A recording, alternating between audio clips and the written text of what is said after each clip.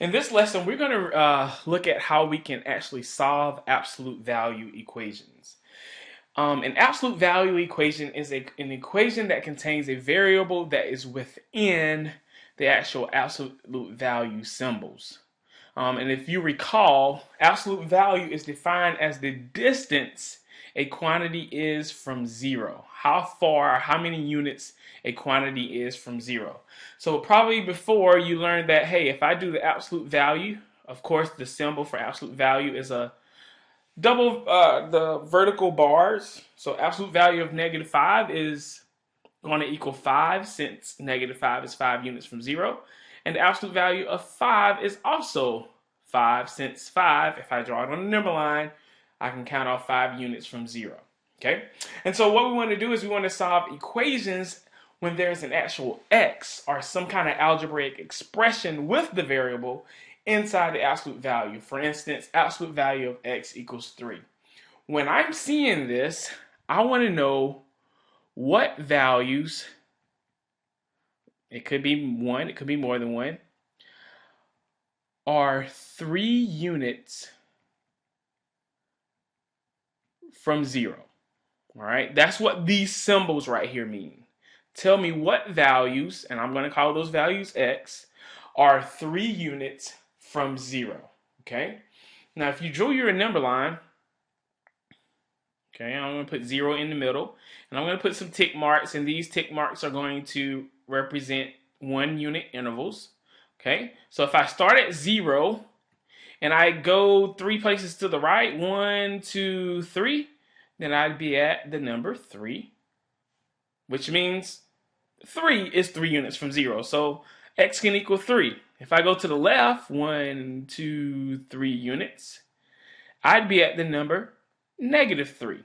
So we actually see that our solution to this equation is that x equals a +3 or x equals a -3. So we open ourselves to having two solutions using that information about distance. And so that's what I'm going to do when I solve absolute value equations. I do want you to note that they are going to be a little bit more complicated because we're not just going to always have just x in there. We're going to have an actual algebraic expression, and we're not always going to have a positive number there, although it works great when we have a positive number. We might also have an algebraic expression on that side as well. Let's look at some some guidelines that we can follow to help us solve these absolute value equations. The first thing that I always do is I try my best to isolate the absolute value. That means get it completely on one side, completely by itself. Once I get it on one side by itself, I'm going to use that setting it equal to the positive and negative type deal to help me create two equations that'll help me isolate that variable. For instance, and this is given to me in a general form. If I have my absolute value on this side here set equal to some positive number, I'm calling this one case 1. And I need this to be a positive number because absolute value always is positive because it represents a distance. When that's true, then I'll take whatever's in the absolute value and I'll set it equal to the positive of this number or the negative of that number. Notice the negative there. So I get these two equations. This is the case kind of like what I saw up here when I had absolute value of x equals 3. I had x equals 3 or x equals -3 as my solution. I'm going to do the same thing here. The other case is when I have an algebraic expression on both sides here. Now we use absolute values on this side because if I have an algebraic expression or something with an x in it over here, then I'm not guaranteed that it's going to be positive. In order for it to be positive, I have to put it in absolute value symbols. But in any case, I do the exact same thing. I take whatever is in here and I set it equal to the positive of whatever's on my right hand side, and I set it equal to the negative of whatever's on my right hand side.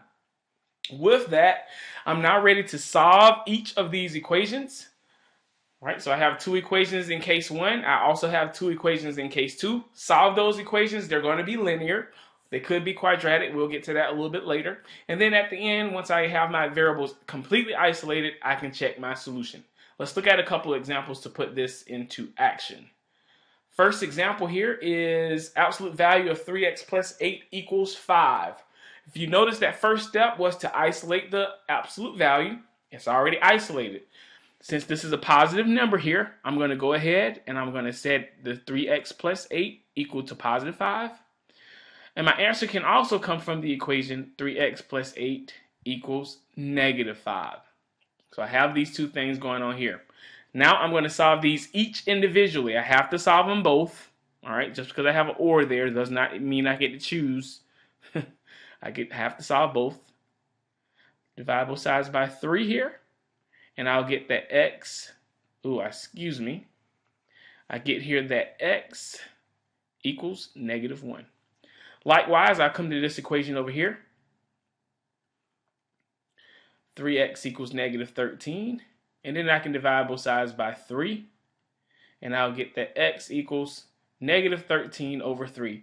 And in this class, we're pretty much going to leave our answers as an improper fraction. Don't worry about changing it to a decimal unless we ask you to leave your answer as a decimal. And what I'm doing here, again, is writing our solution as a solution set. So our solutions will be negative 1 and negative 13 over 3. And again, if you want to check your solution, just substitute those values in individually into your original equation, and you will see that you will get a true equation.